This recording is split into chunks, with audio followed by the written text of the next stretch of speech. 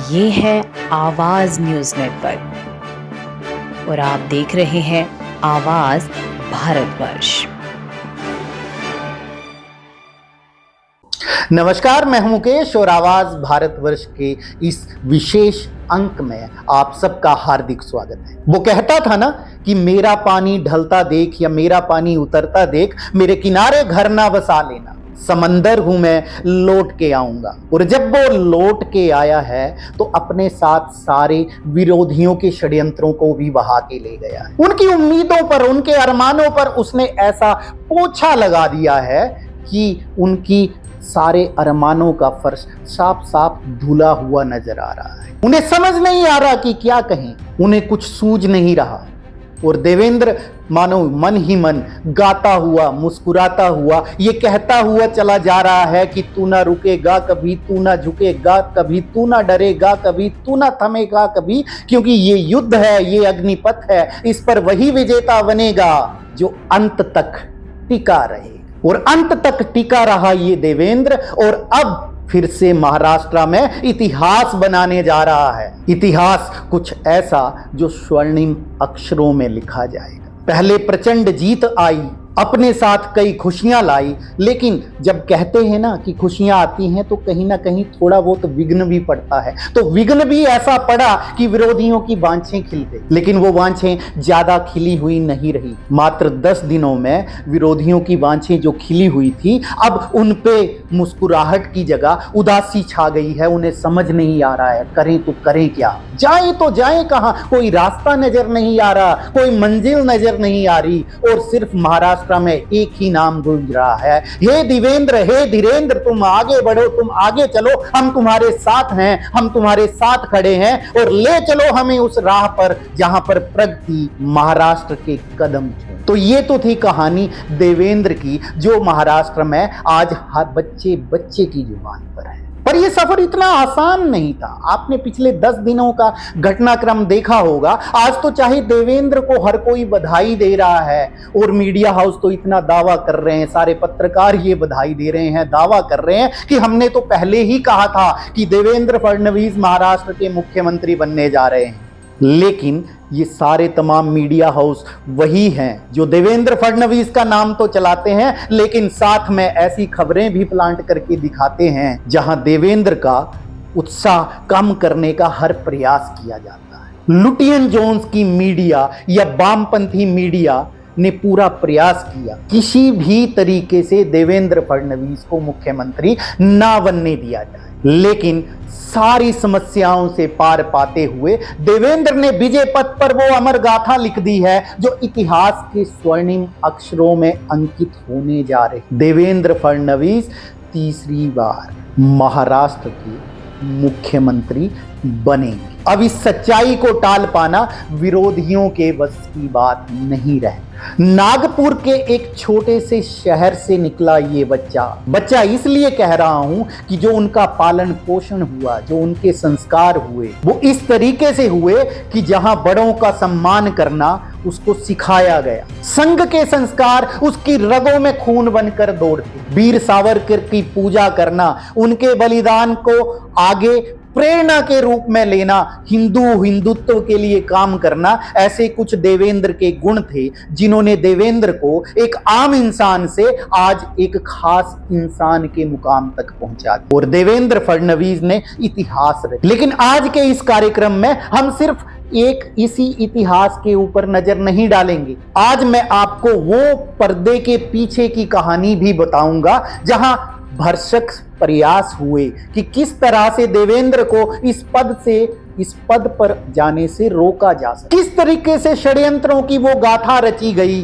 और देवेंद्र फडणवीस को मुख्यमंत्री के पद से उतार दिया। तो कहानी की शुरुआत होती है 2014 से। आपको याद होगा 2014 में देवेंद्र फडणवीस बीजेपी का नेतृत्व कर रहे थे और 122 विधानसभा की सीटें लेकर के आए। शिवसेना से गठबंधन यूं तो था आंतरिक गठबंधन, विचारधारा का गठबंधन, लेकिन जब सपोर्ट की बात आ रही थी, जब समर्थन देने की बात आ रही थी, तो शिवसेना उस वक्त भी अपना मोल भाव करने के लिए पीछे नहीं रह रही। लेकिन देवेंद्र पूरी ईमानदारी के साथ शिवसेना के साथ बातचीत कर रहे, लेकिन शिवसेना के तेवर कम नहीं हो रहे। और इन तेवरों के पीछे, पर्दे के पीछे इस कहानी का रचयिता कोई और ही, जिसे उनके प्रशंसक great grand old man of Maharashtra कहते। जी हाँ, मैं साफ साफ पर नाम ले रहा हूं। इस सारी कहानी के पीछे उस वक्त भी शरद पवार थे। शरद पवार पर्दे के पीछे से भाजपा से भी समर्थन देने की बात कर रहे थे,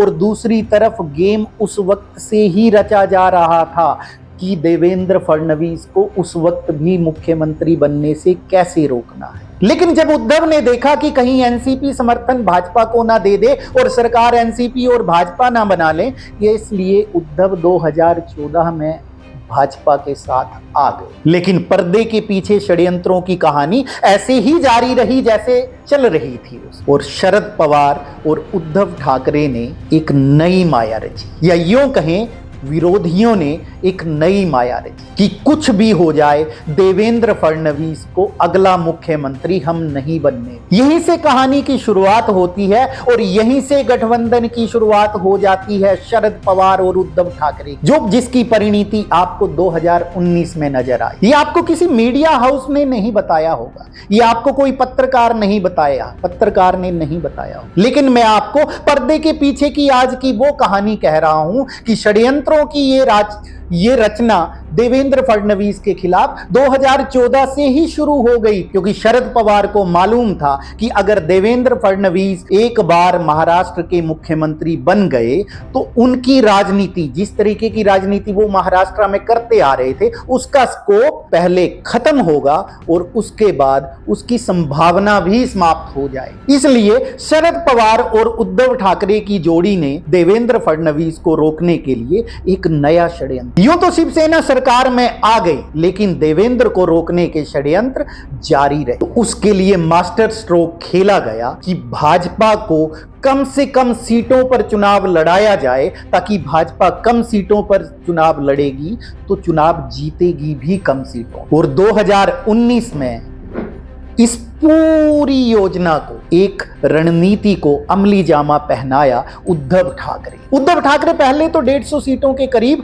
चुनाव लड़ने के लिए अड़ गए गठबंधन में, लेकिन जब उनको 122 सीटें थी शायद, वो दी गई, तो उनका एक अपना टारगेट पूरा हो गया कि मैंने भाजपा को 288 से 122 सीटों पर तो पहले ही कम कर दिया है। अब आप खुद समझ सकते हैं, जो पार्टी पिछली बार के चुनाव में 288 सीटों में लड़ करके 122 सीटें लाई थी, इस बार उद्धव ठाकरे और शरद पवार ने उन्हें 122 सीटों को कम कर। चुनाव नतीजे जब आए तो उसमें भाजपा की 105 सीटें आती हैं और शिवसेना के पास इतनी सीटें होती हैं, 50 से ऊपर 54 सीटें जब आ जाती हैं, तो शिवसेना उद्धव ठाकरे अपना असली रंग दिखाते। आप लोगों को शायद लग रहा होगा कि उसके बाद शरद पवार पिक्चर में मेन एंट्री हो, नहीं।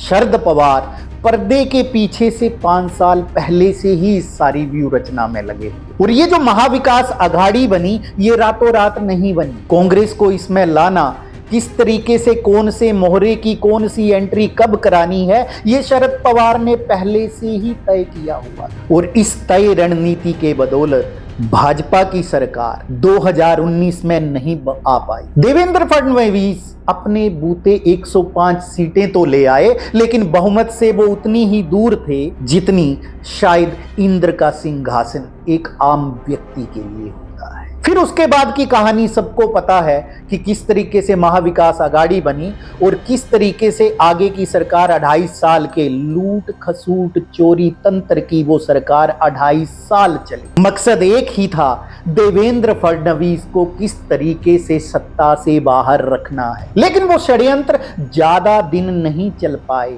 महाविकास आघाड़ी की सरकार 5 साल नहीं चल पाई, क्योंकि कहते हैं ना कि नेक नियत से अगर आप आगे बढ़ते हैं तो ऊपर वाला भी साथ देता है। तो इसी साथ को साथ दिया देवेंद्र फडणवीस का भाजपा के चाणक्य कहे जाने वाले अमित शाह। बारी अब भाजपा की पलटवार करने की थी, तो पलटवार भाजपा ने कुछ यूं किया कि उद्धव की शिवसेना को भी तोड़ दिया और पवार की एनसीपी को भी तोड़ दिया, और इस तोड़ के साथ एक ऐसा जोड़ बनाया जिसने अगले 2.5 साल महाराष्ट्र की सरकार चलाई और उसको नाम दिया महाराष्ट्र की महायुति सरकार। इस तरीके से ये कहानी चली। अब आपको अध्याय दर अध्याय, परत दर परत अब सारी चीजें आपको समझ आ रही होंगी कि किस तरीके से देवेंद्र फडणवीस को रोकने के लिए जो षड्यंत्र रचे गए, लेकिन क्या वो उन षड्यंत्रों में कामयाब हो पाए? वो कामयाब, क्षण भंगुर कामयाबी उनको बेशक मिल गई हो, लेकिन आज देवेंद्र ने महाराष्ट्र की जनता के साथ मिलके वो प्रचंड जनादेश अपने साथ कर लिया है कि विपक्ष को खोजने से भी खोज पाना, या आप एक दूरबीन लेके भी ढूंढ पाना बहुत मुश्किल कार्य हो गया। तो अब आप समझ सकते हैं, जो शरद पवार अपने आप को महाराष्ट्र की राजनीति का चाणक्य समझते थे, आज उनकी पार्टी की क्या हालत हो गई। लोकसभा चुनावों तक जो चीख चीख कर कह रहे थे कि आने वाले समय में हम महाराष्ट्र में सरकार फिर से बनाएंगे, ऐसी महाविकास आघाड़ी के तमाम घटक दल आज एक दूसरे से ही मुंह छुपाते फिर रहे हैं। और संजय राउत ने तो कुछ ऐसा पासा पलटा है कि अब वो देवेंद्र फडणवीस की तारीफ करने से नहीं चूक रहे हैं। अब उनको देवेंद्र फडणवीस के अंदर अपना सच्चा हितैषी नजर आता है। और इसीलिए मैं कहता हूं कि वक्त जब बदलता है किसी भी इंसान का, तो बहुत कुछ बदलता है, या यूं कह लें कि जब वक्त बदलता है तो सब कुछ बदलता है। आज देवेंद्र सबकी आंखों के तारे हो गए, आज देवेंद्र सबके न्यारे हो गए हैं,